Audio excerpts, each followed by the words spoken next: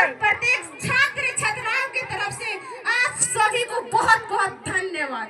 आप लोगों ने प्रत्येक वर्ष के भांति इस बार भी इस कार्यक्रम का मनोबल बढ़ाने के लिए यहाँ उपस्थित हुए, इसके लिए हम सब हमारी मॉडर्न इंग्लिश कोचिंग संस्था आपका सदा आभारी रहेगी।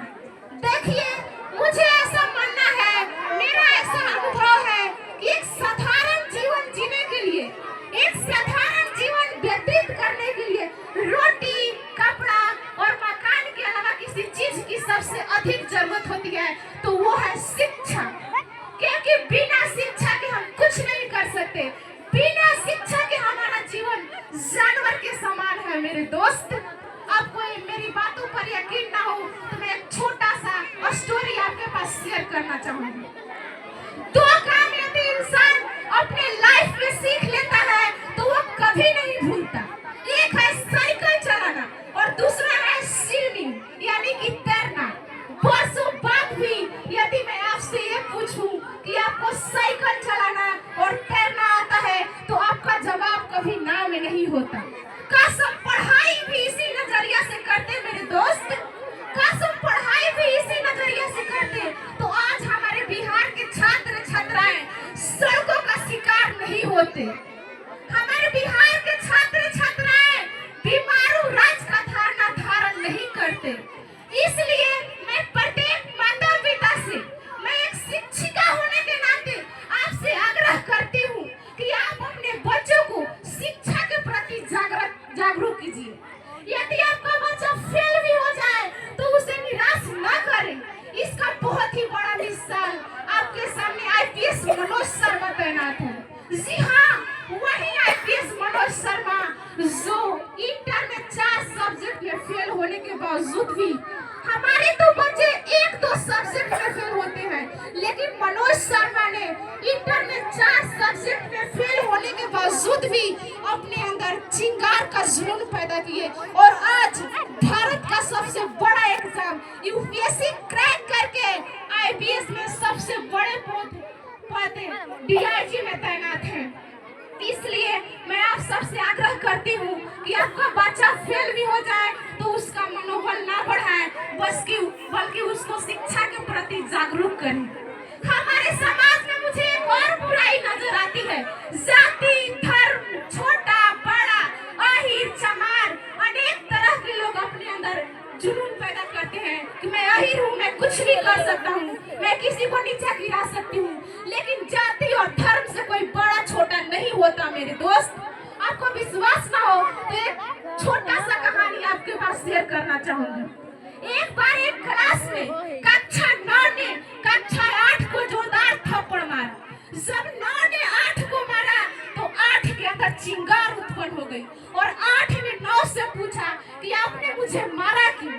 तो 9 का जवाब आया कि मैं तुमसे बड़ा हूँ, मैं मार सकता हूँ, मैं कुछ भी कर सकता हूँ। जब 9 ने ऐसा कहा तो 8 के अंदर एक शक्ति आ गई कि मैं भी 7 से बड़ा हूँ और 8 ने 7 को, 7 ने 6 को, 6 ने 5 को, इसी तरह से लगातार ये क्लास में प्रक्रिया चलती रही।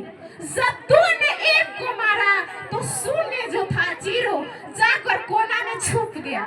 शून्य को ऐसा देखते हुए 1 ने जाकर शून्य के आगे खड़ा हो गया। जो शून्य था वो 10 बन गया। अब क्लास में किसी का औकात नहीं कि 10 के सामने बोल सके। तो शून्य ने 1 से जवाब दिया कि सबने तो अपने से छोटों को थप्पड़ मारा, आपने मुझे इतना बड़ा क्यों बनाया? 1 का रिप्लाई सुनकर आप गदगद हो जाएंगे मेरे दोस्त।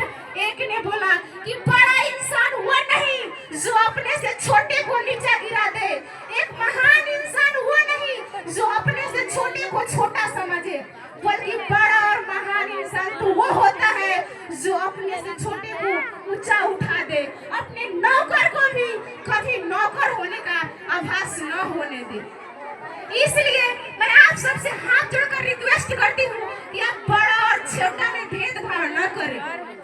एक लाइन में और अपने समाज में देखती हूँ कि बेटा और बेटी में लोग भेदभाव करते हैं। आपके सामने हमारे ही गांव के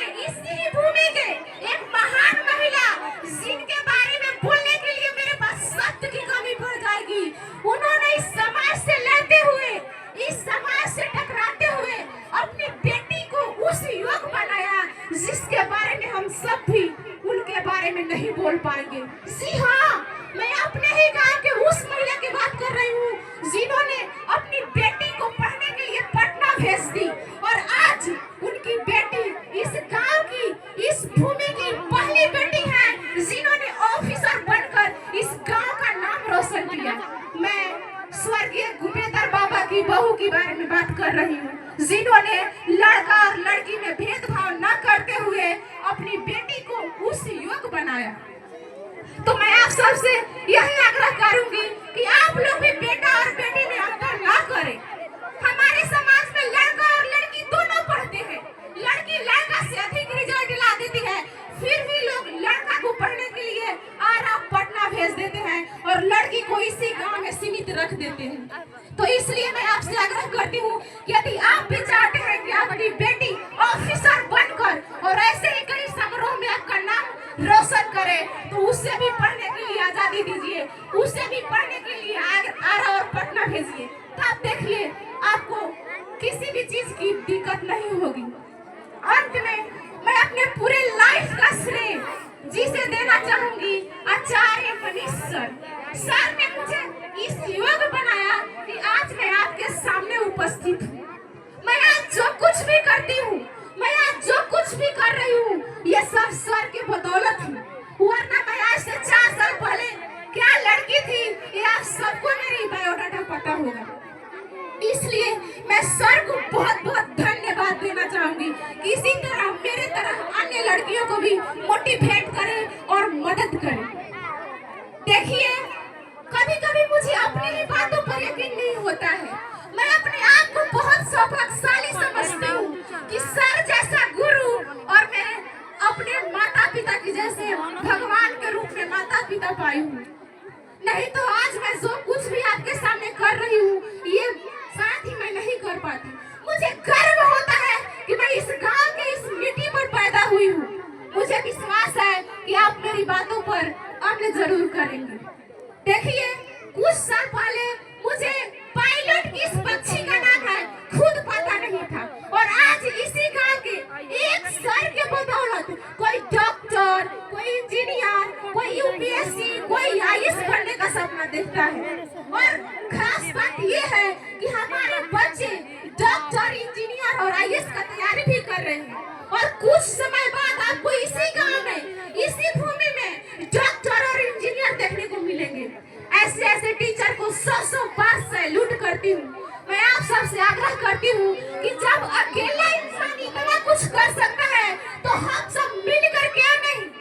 हम सब तो बहुत हैं, अगर चाहे तो हम बहुत कुछ कर सकती हूँ।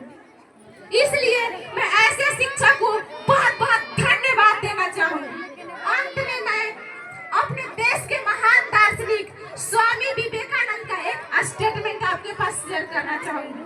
उठो, जागो और तब तक न रुको जब तक कि लक्ष्य की प्राप्ति ना हो जाए। समय बहुत कम है। दुख इस बात की है कि समय बहुत कम है, लेकिन खुशी इस बात की है कि अभी भी समय है। क्योंकि यदि आज भी आप ये मानते हैं कि अधिक समय में इंसान कुछ नहीं कर सकता, आपके सामने अमिताभ बच्चन जो आज भी 1 साल में 3 ब्लॉकबस्टर मूवी रिलीज करते हैं। क्योंकि यदि आज भी दुनिया ये मानती है कि बिना बोले इंसान कहीं एक्सप्रेस नहीं कर सकता, आपके सामने जॉली चैंपियन जिन्होंने बिना एक भी शब्द बोले पूरे दुनिया को हंसाया था। यदि आज भी दुनिया ये मानती है कि सिर्फ औरतें अच्छा खाना बना सकती, आपके सामने संजीव कपूर जिन्होंने पूरे दुनिया को भारत का स्वाद चखाया था। यदि आज भी दुनिया ये मानती है कि अकेला इंसान कुछ नहीं कर सकता, आपके सामने महात्मा गांधी जो अकेले चले थे और अंत में पूरा भारत उनके साथ चली थी। आज भी आप ये मानते हैं कि धनवान बनने के लिए धनवान घर में पैदा लेना जरूरी है, आपके सामने धीरू भाई अंबानी जो पूरे दुनिया को सपना दिखा दे कि कर लो दुनिया मुट्ठी में, और आज रिलायंस कंपनी भारत की और वर्ल्ड की सबसे बड़ी इंडस्ट्री है। यदि आज भी आप ये मानते हैं कि सिविल सर्विस एग्जाम को क्रैक करने के लिए बैकग्राउंड की जरूरत है, आपके सामने शाहरुख खान जो विदाउट एनी बैकग्राउंड आज भी बॉलीवुड का बादशाह है। आज तक दुनिया ये मानती है कि इंसान सिर्फ धरती पर रहने के लिए पैदा ली है।